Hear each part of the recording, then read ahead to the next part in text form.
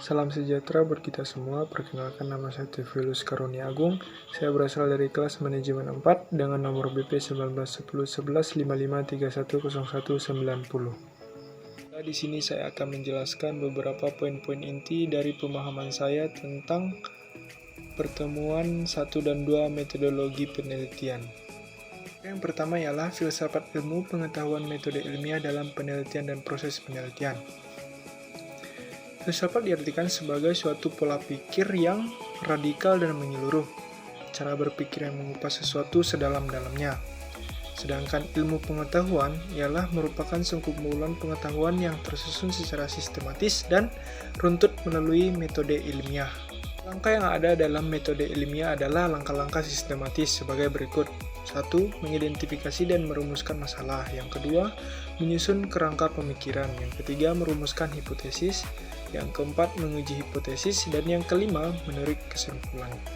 Dari fungsi ilmu pengetahuan yang pertama, memperkirakan sesuatu kejadian bakal terjadi, meningkatkan pemahaman, menjelaskan proses sebab akibat, mengungkapkan sesuatu kebenaran, dan menghasilkan sesuatu produk yang berguna.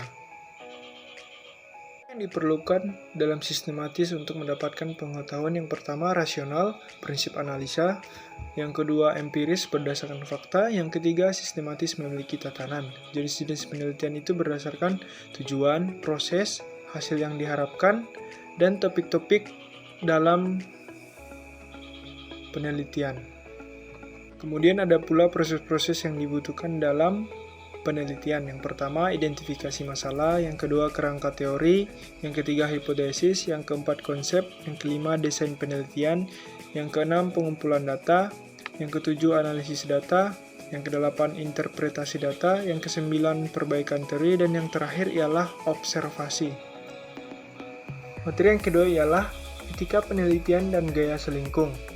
Etika penelitian adalah aturan yang dipegang oleh peneliti dalam melakukan riset. Etika penelitian merupakan suatu sikap dan acuan yang harus dijunjung tinggi oleh peneliti dalam melakukan suatu penelitian agar penelitian dapat berjalan dengan lancar.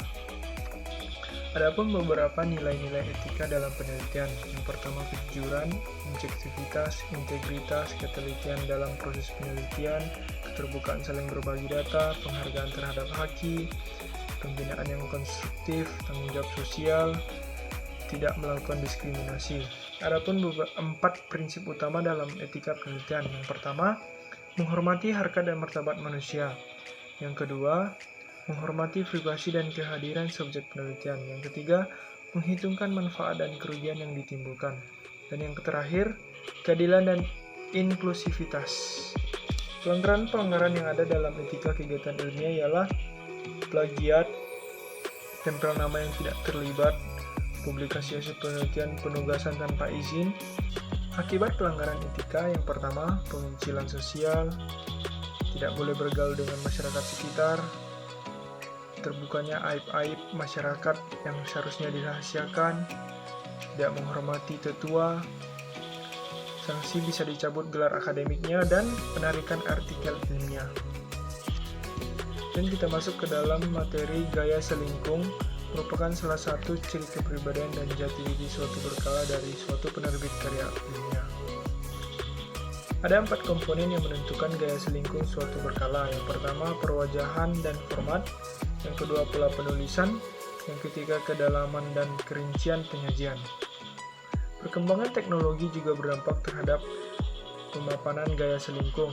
Kemajuan teknik percetakan, keadaan produksi dan perdagangan kertas, dan pembakuan universitas akan menentukan kesinambungan gaya selingkung. Demikian dari saya penjelasan pemahaman tentang kedua materi metodologi penelitian ini. Mohon maaf jika ada kesalahan penuturan kata-kata. Sekian dan terima kasih.